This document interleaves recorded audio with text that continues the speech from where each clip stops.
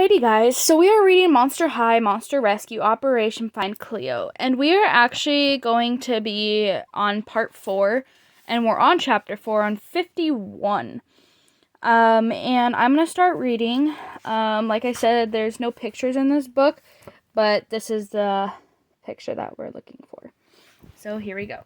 Chapter 4, an unseen force pulled Draculaura and her ghoul friends through space. A lightning-fast trip that made everything blur in a flash of light and color. Draculaura held on tighter to the skullet, wondering where in the world it would take them. Pop! The ghoul suddenly materialized in midair, where they hovered for a moment before falling down to a burning sand with a soft thud. Ow! Oof. Draculaura sat up, looking around as far as she could see in every direction, with an endless expanse of graining golden sand. The blazing sun overhead was blistering hot, waving of heat shimmering as they rose from the ground. Against the brilliant, cloud-free sky, everything seemed to glitter. It almost made Draculaura woozy. Or was that just her excitement at finding a new student for Monster High? As the ghouls untangled themselves, Claudine knocked her helmet I can't even read, guys. Guess these things come in handy after all, she said. The apology worked, Frankie cheered as she glanced around. But where's Cleo? Ghouls! Over there!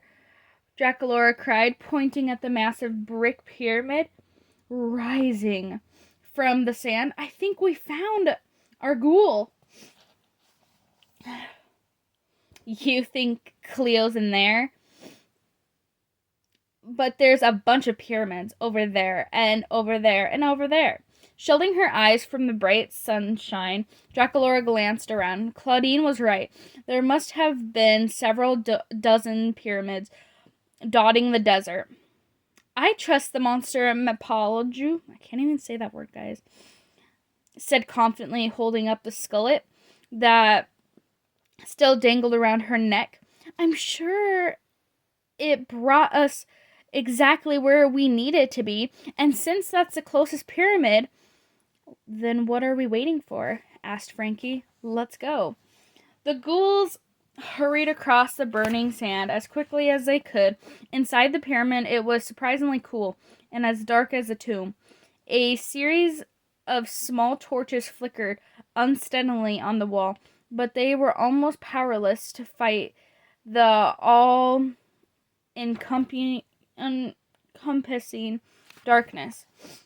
As her eyes adjusted to the dim light, Draculaura realized that, oh my god, I don't even know that word, guys. We're just going to skip over it, had been carved into the gold-plated walls.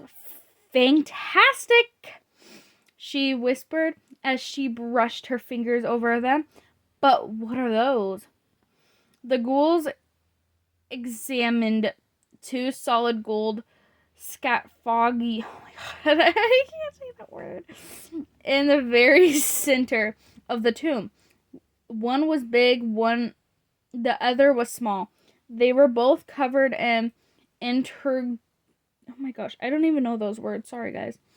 I wish I could read them, Draculaura said wistfully. What do you think they say? Probably get out of my tomb unless you're cruising for a curse, joked Claudine.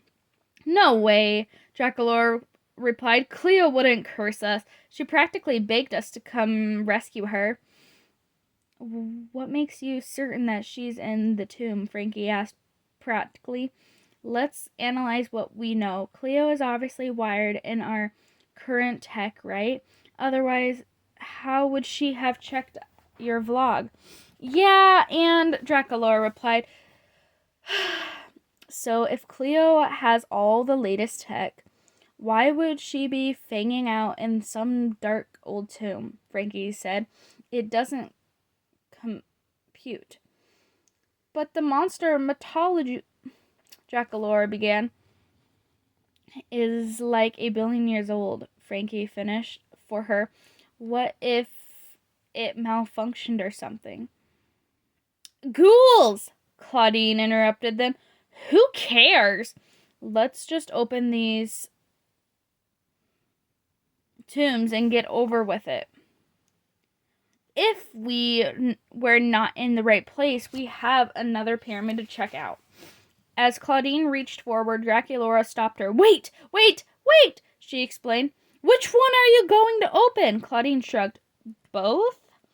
If I have to, she replied. Here we go. The metallic scrape echoed off the tomb walls as Claudine pushed the lid off the smaller sarcophagus.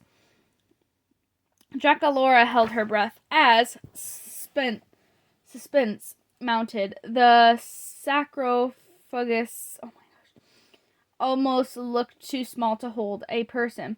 Monsters come in all shapes and sizes, Draculaura reminded herself.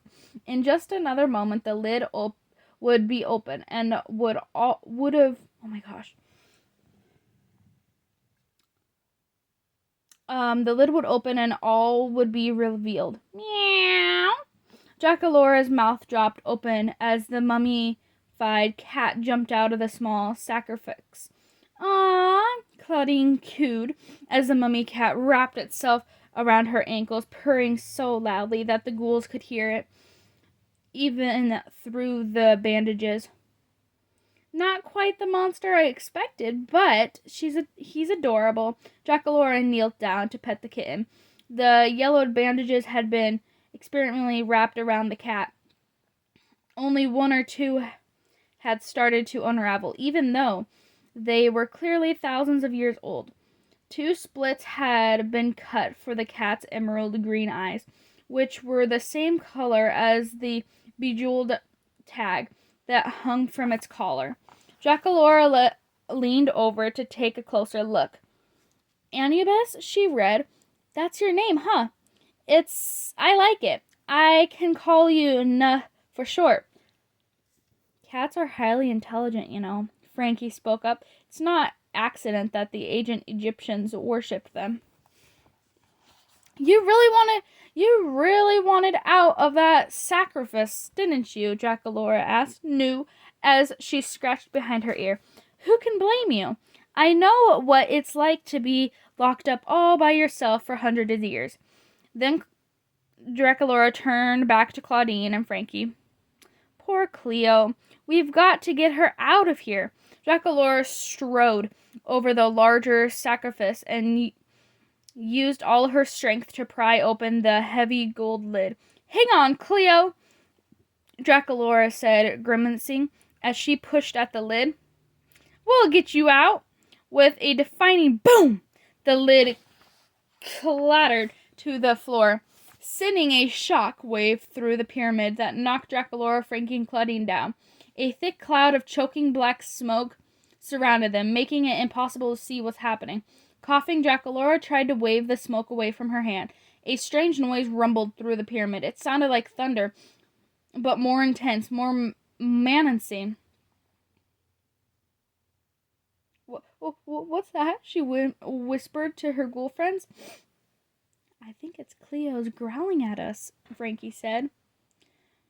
I'm not sure that's Cleo, Draculaura said. Something inside the sarcophagus stirred. Do you think it's a curse? Whispered Claudine. No, Draculaura gulped. I think it's just worse. Noah backed into the corner, hissing and spitting through his bandages, which only confirmed Draculaura's fear. The sarcophagus trembled as someone or something inside it moved. The ghouls watched in horror as the enormous mummy, more than 8 feet tall, pulled himself up through the bandages. They could see his red eyes glinting with rage. It was clear that he did not want to be awakened. My eternal slumber, the mummy bellowed in a howl voice. I can't say I blamed him, Claudine muttered. I'm an absolute beast without my beauty rest.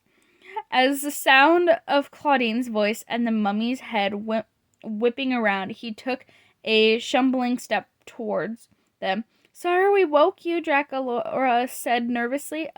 We'll just be going now. Bye. But that wasn't good enough for the mummy.